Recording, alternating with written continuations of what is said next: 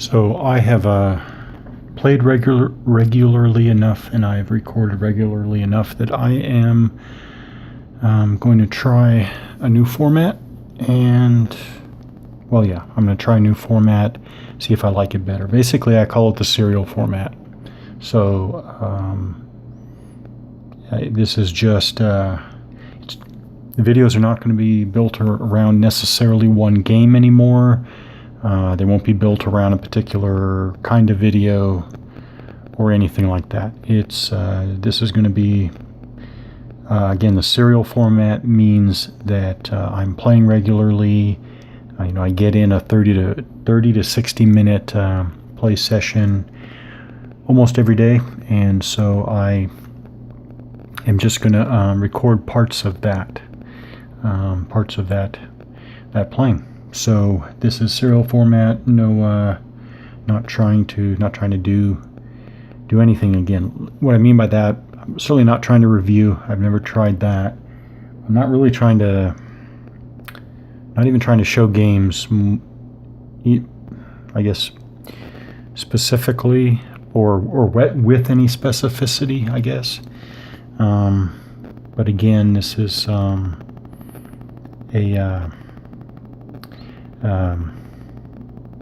this is altogether my world of gaming, my world of war and historical and conflict simulation gaming, broken up into many different pieces.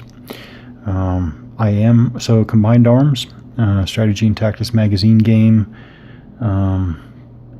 This particular, I have two copies. My older copy, the one that I got first, was fairly, I can't say used because it was still unpunched, but worn. Okay, not used but worn. My first copy, which is stored away somewhere, I still have it. It's just this one was more handy. So the first one was fairly worn but still unpunched. This one was really quite pristine. The magazine looked like it was hardly thumbed through. The map looked like it had, maybe never been opened, never been unfolded and laid out. So it is Combined Arms. I'm going to be looking at Combined Arms. This is, I guess I'll say two things about this game. One, I have always wanted to give it a good close look from starting early in my Hex Encounter wargaming experience. One, and two, I actually tried this early on in my Hex Encounter wargaming experience. I actually tried this game and it was not a success. I didn't get it. I wasn't sure what I was doing, what I was supposed to be doing, why I even wanted to be doing what I was doing. It just didn't click. So now I have a lot more relative to that time. I have a lot more Hex Encounter wargaming experience. So now I am curious to come back to this and see if it clicks how I kind of wanted it to originally. So this is from 1974. I always forget how old it is. Okay. And yes, I do understand. Well, actually, I understand, and it's part of, I think of Raid. Well, yeah, Raid, but I meant to say RDF.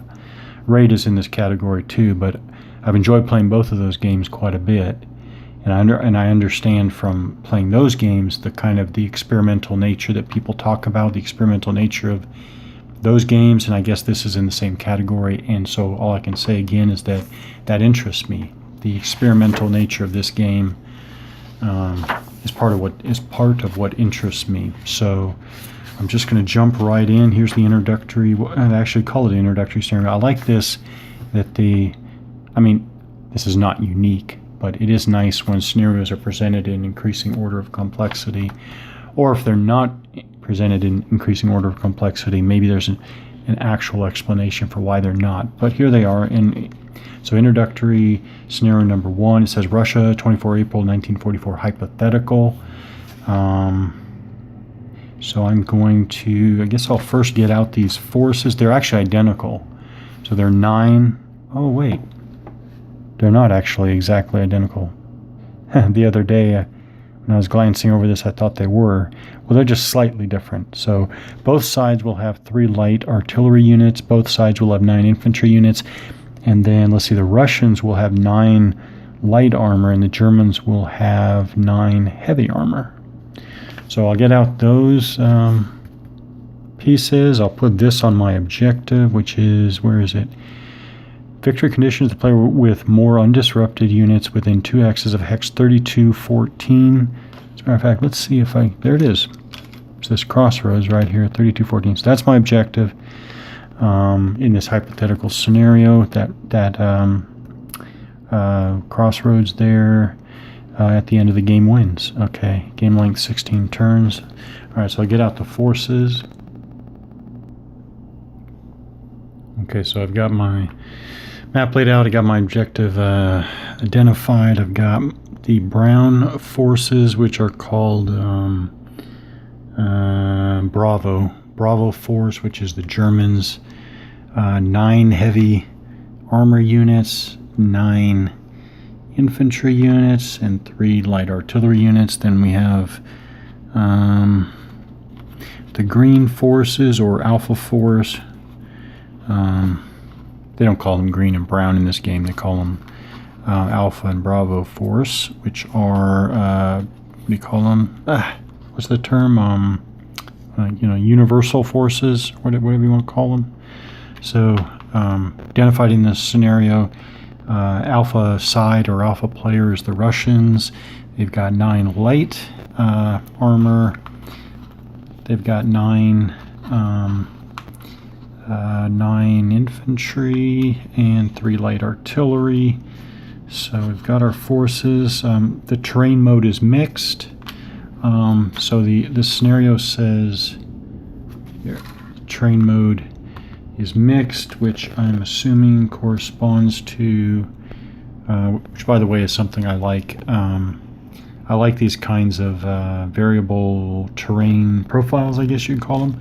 So we are mixed right there. So we use this table of movement point costs and what do you call it? Combat effects, basically multiplying effect on units' defense strength. So basically combat effects and movement point cost to enter or cross hex side. Okay, so mixed mode, and this is one of 2-player aid sheets. So this also has the scenario unit values. I need to use that all the time. So we've got for each, so here's scenario 1, it's by scenario. Scenario 1, Russia 1944, terrain mode mixed.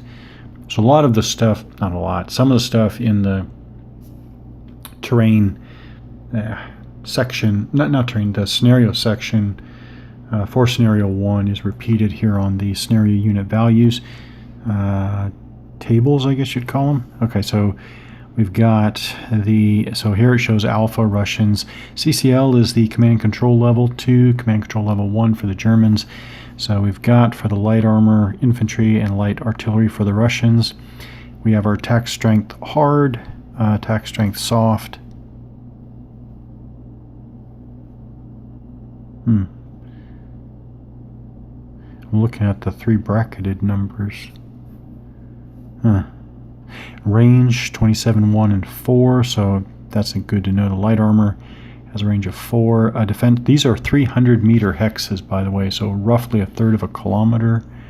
You've got defense strength 1, 8, and 4. Movement allowance 10 for light artillery, 3 for infantry, 12 for light armor. And then we have the same for the Germans, or the same layout down here for the Germans, slightly different values. Okay, All right, so oh, now setup. All right, so here I started the Soviet setup. This is the I don't know about north, south, east, west, but looking at hex numbers, this is the bottom, or I guess you could call it the south side, north side. Again, that's only by. Oh no, there is a north. Oh no, there is a compass rose, so that is north. So south. So on the south edge, we have a road coming on here. The road goes straight up to the objective. Yeah, it does go straight up to the objective. So in the scenario, it says Russian alpha player set up within three hexes of 2833. 2833 is this first hex on the map edge here. It's a road hex. I don't think there's any stacking. I really don't. I don't think there's any stacking. Stacking is never permitted. And I don't think we're going to have infantry carried on carriers. So what I'm doing is I started with the armor in front. 1 2 3 1 2 3 1 2 3 1 2 3 1 2 3 and then I put the artillery here, kind of center mass, but on roads as well. And then I'm just filling in 1 2 3. Then I'm just filling in with infantry for the rest of it. Very basic idea here, but bottom line is that you wind up with a blob a blob setup. Let's put this infantry over here, a little closer to that east-west road. Yeah. All right, but you definitely want, because it's 3 hexes, within 3 hexes of this hex right here, you basically only have this zone, and you're filling it almost completely. All right. All right, so switching sides, on the north edge looking south, there's the Soviet setup we just looked at, just finished. The Germans are set up. The Germans also have a setup within 3 hexes of this hex right here, marked with a light artillery unit right here. This is again the north, baseline, I guess you'd say. It's the north side of the map. It's the German baseline, I guess you could say. So within 3 hexes of here, which is interesting because there's a river right here for mixed mode. Yeah, river. For mixed mode, it's +2 movement points to cross the river. So that's going to take all of the infantry movement allowance. Yeah. Okay, so I'm not going to zoom in close here. I'm just going to set up the same concept. I might put because of the river separating us, I might put basically a mechanized force on this side of the river and the infantry and artillery on this side so they can use the road, and then maybe the German forces can converge on the objective. Basic setup. Alright, so I'm going to already very quickly correct myself. I guess this is exactly what can happen when you start playing this game for the first time. The green units, yeah, I got my forces mixed. I thought the Germans had the heavy armor. I went to place the armor, and the green armor is the light. So the green, part of it is my mental association. My mental association of brown with Soviet. So I'm going to switch these up real quick. All right, so this is almost like capture the flag. Here's your Russian amoeba that I switched to green like they're supposed to be. The German amoeba over there, and the objective in between them. And let's duke it out. The Russians go first. So we have the alpha player turn I wonder if... So you have the command and control. Does it have? Do you do that on the first turn? In each scenario, both players are assigned a command and control level. Again, it was 1 for the Germans, 2 for the Russians. Which reflect the tendency of units to receive garbled orders, not receive them at all, or simply disobey orders. In general, players in combined arms determine the extent of their loss of command control through the drawing of chits. Each player draws. So, okay, so I'm going to draw these chits, and I'm going to do this, but it looks like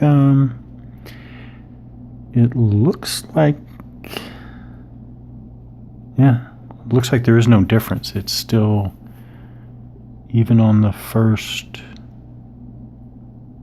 Yeah. So I'm going to assume it is still on the first turn. So the Russians going first. Russians have a command control level of 2, so they're going to draw 2 random chits and to determine which units are out of command control. All right, the command and control mechanic, as I understand it, is we have 10 chits here, labeled 0 to 9.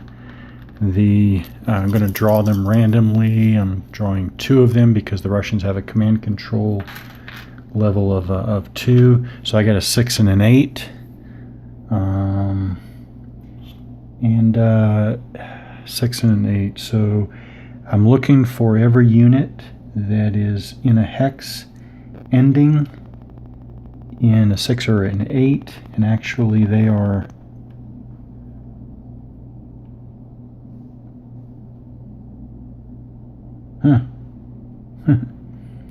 six or an 8. 4 3 4 3 4 3. So this is the 3 2 1 row, 0 row. So 0 to 3. So actually they're nothing. But anyways, if I had drawn a 0 to a 4, 0 to a 3, would have flipped those units over, they would have been out of command control for the turn. Now, the effects are loss of command control lasts for the entire player turn. Any combat unit so affects. So let's say that these 2 units on the side here were affected. I would flip them over for the entire player turn like that.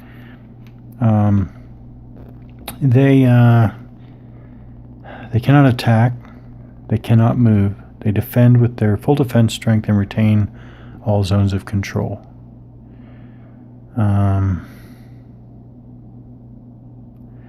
Yeah. Okay. There are things I feel like I have to comment on. The mechanic, it's because I think, if I remember correctly, some Wargamers really have a problem with this. The mechanic itself doesn't bother me. I mean, I could see the mechanic working, but here's my problem with it, is that we are talking about, let me make sure I got this right. So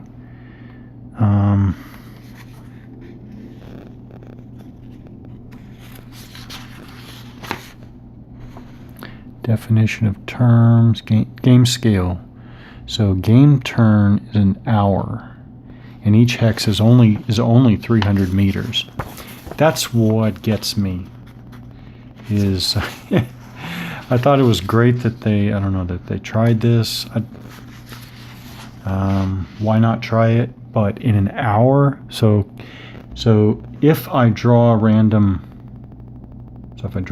chit that has a number that corresponds to the last digit in the hex, as they say, the player then compares the numbers on the chits, one or more chits that he has drawn, to the last number in the hexes on the hex grid. Any friendly unit on a hex whose number matches a number on a drawn chit is considered to have suffered loss of command control. I know people talk. Okay, let me talk about the one, because people, and I'm in the serial format here, so I'm just playing. I understand Wargamers say, either don't put, this forces you, it doesn't force you, this encourages you to put all your units on one file with the same last number. But that doesn't make sense to me, because then if you draw that number randomly, your entire force is sitting for an entire turn. That doesn't make too much sense. But I understand, I guess I understand the idea if gamers say, well, this encourages you to orient on the map in such a way to spread out your vulnerability to being knocked out by this command control mechanic. I guess, okay. But my real problem is an hour turn. So it says these rules, or these command control rules, reflect the tendency of units to receive garbled orders. What I'm saying is you take, and these are companies or battalions. I wonder if do they give a scale for each scenario? I don't really see that. But so if this is a light armor company, if they receive a garbled order, which is entirely possible, I'm saying that they would probably correct that situation within an hour. So maybe it loses 1, 2, 3 movement points, but to sit for an hour because of a garbled order, that doesn't make too much sense. And then we've got not receive them at all, again, for an hour. I mean, why wouldn't a unit just act on its own, or simply disobey orders? Okay, disobey orders. Yeah, so it's more the time scale. So if these are companies and you have a fairly fast turn cycle in simulated time, then maybe I can see using this mechanic. Maybe. There's still the problem that the mechanic is keyed to physical orientation on the ground. But anyways, I'm going to play it this way because basically, when it comes down to it, I think that this achieves half of the goal for a command control mechanic, but it doesn't really go all the way. So I'm going to move the Russians towards the objective.